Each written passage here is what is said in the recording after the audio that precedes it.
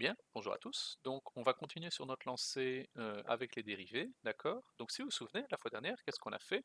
Je vous avais donné deux définitions de ce que c'était que la dérivée d'une fonction f en un point, d'accord? Alors, je vous avais donné une définition géométrique qui disait que c'était en fait la pente de la tangente, c'est-à-dire le coefficient directeur de la tangente, euh, au graphe de f en A.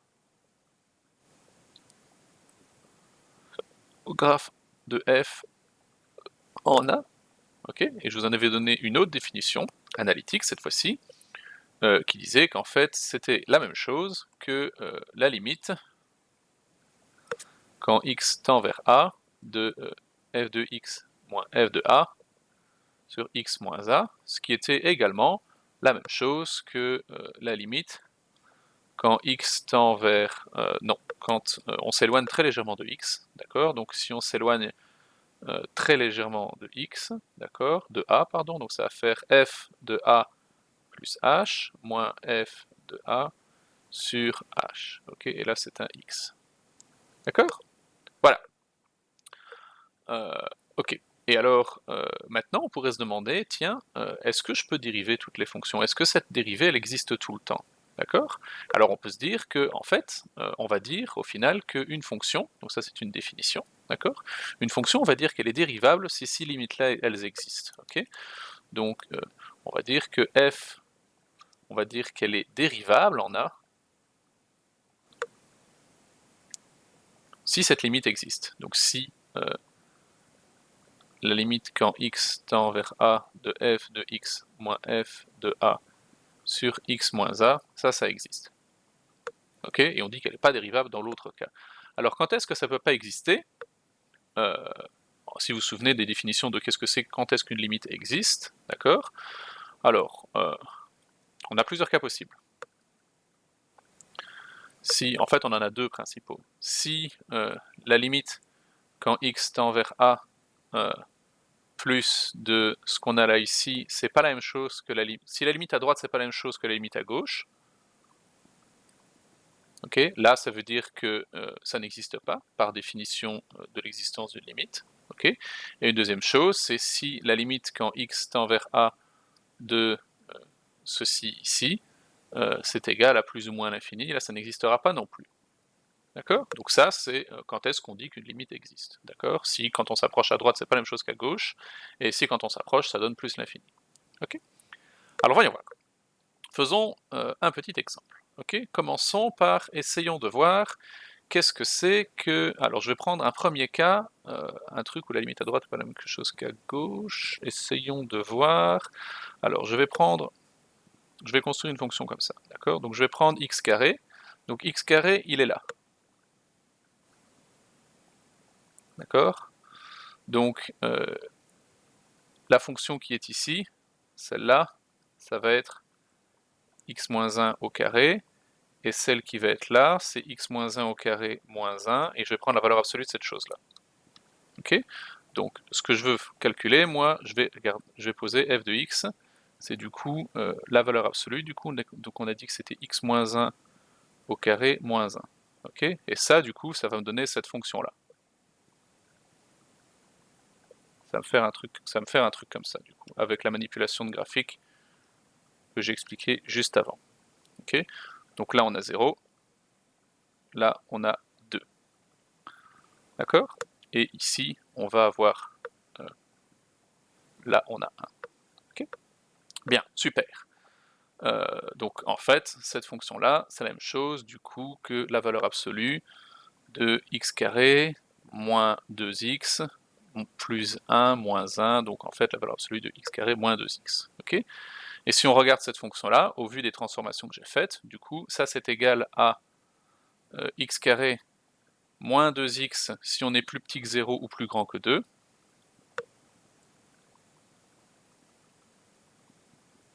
Et c'est égal à moins x carré plus 2x sinon. Okay, j'ai juste enlevé la valeur absolue.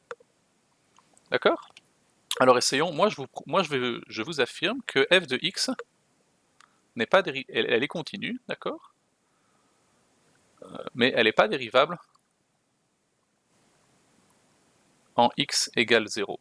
Ok, parce que si on regarde en x égale 0, en fait, si j'essaie de voir géométriquement où sont les tangentes, on remarque que j'ai une tangente ici, et je vais avoir une autre tangente là. Ok, donc deux tangentes, on suppose que ça voudra dire que la limite à droite n'est pas la limite à gauche, n'est pas la même que la limite à gauche. Ok, alors essayons de voir ça. Donc essayons de calculer du coup la limite quand en 0, du coup, de f de x moins f de a sur x moins a, d'accord, donc de x carré moins 2x moins 0 au carré moins 2 fois 0 sur x moins 0, d'accord. Alors ça, à l'évidence, c'est la même chose que la limite en 0 de x carré moins 2x sur x, ok. Et alors là, maintenant, on va devoir enlever la valeur absolue, et on va se servir de ce qu'on a fait ici, d'accord. Donc ça, c'est égal, alors, quand je suis un peu plus grand que 0, je suis dans cette partie-ci, ok, quand je suis un peu plus grand que 0, et donc ça veut dire que moi, ce que je dois regarder, c'est cette fonction-là, ok, je suis un peu plus grand que 0, d'accord. Alors du coup, ça c'est la même chose que la limite, du coup, en 0 plus de moins x carré plus 2x sur x, ok. Et alors, en 0 moins, qu'est-ce qu'on va avoir? Donc quand je suis un peu plus petit que 0, je suis dans cette partie-ci, ok, donc cette fonction-là qu'il faut que je regarde.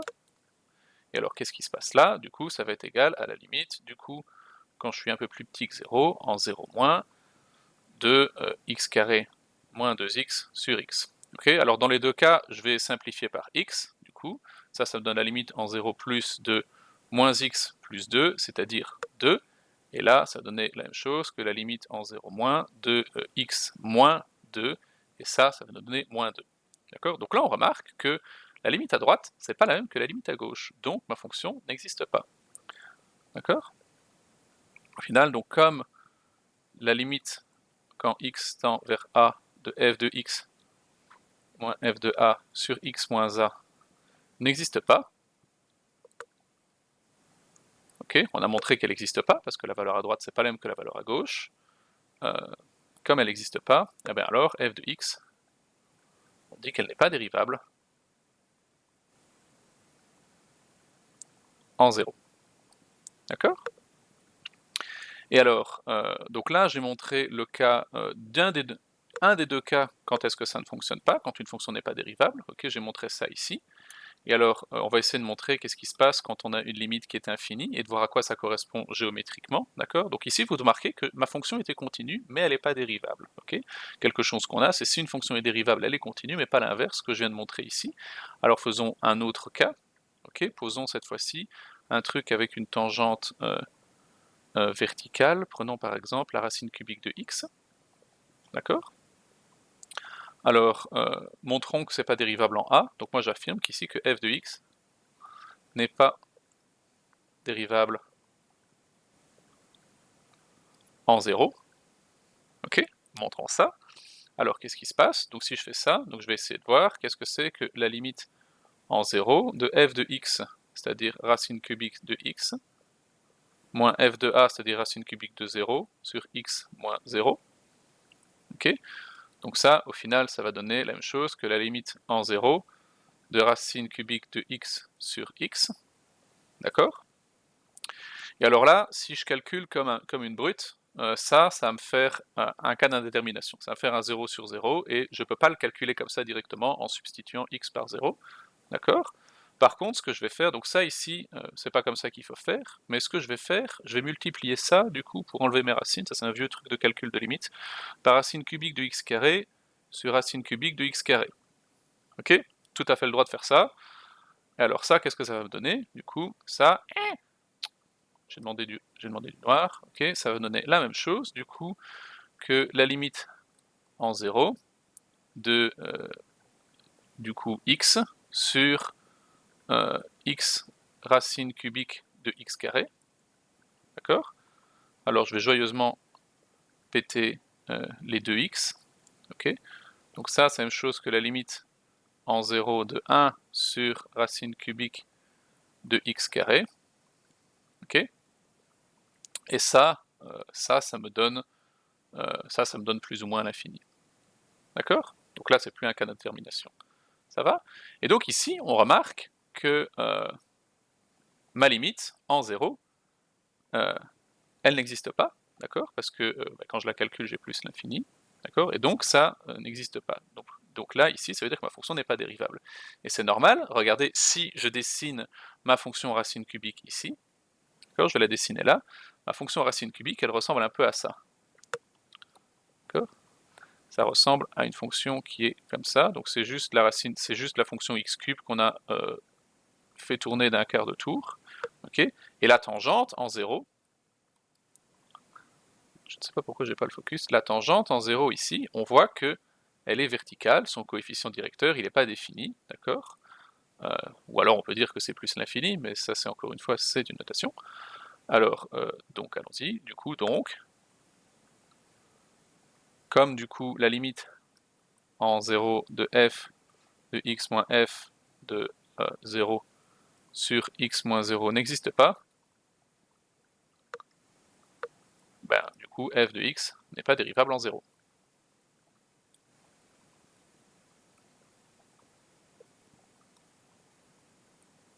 Ça va?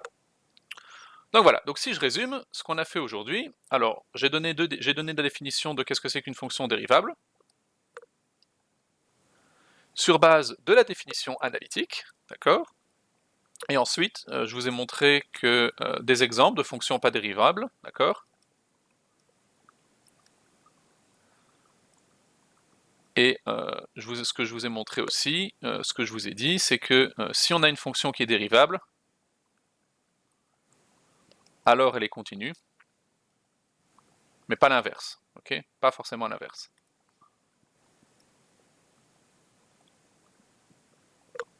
Donc évidemment, vous avez des fonctions qui sont à la fois continues et dérivables, d'accord? Donc si je regarde par exemple x carré, c'est continuellement dérivable, d'accord? Maintenant, il y a des fonctions qui sont continues mais pas dérivables. Par exemple, les deux exemples que j'ai mis au-dessus ici, c'était deux fonctions qui étaient continues mais qui n'étaient pas dérivables, d'accord? Bien, bien. Donc voilà, moi je propose qu'on s'arrête là sur le concept de dérivabilité, d'existence de la dérivée, et on se retrouve dans la prochaine vidéo pour le calcul de dérivée à proprement parler. Allez, salut!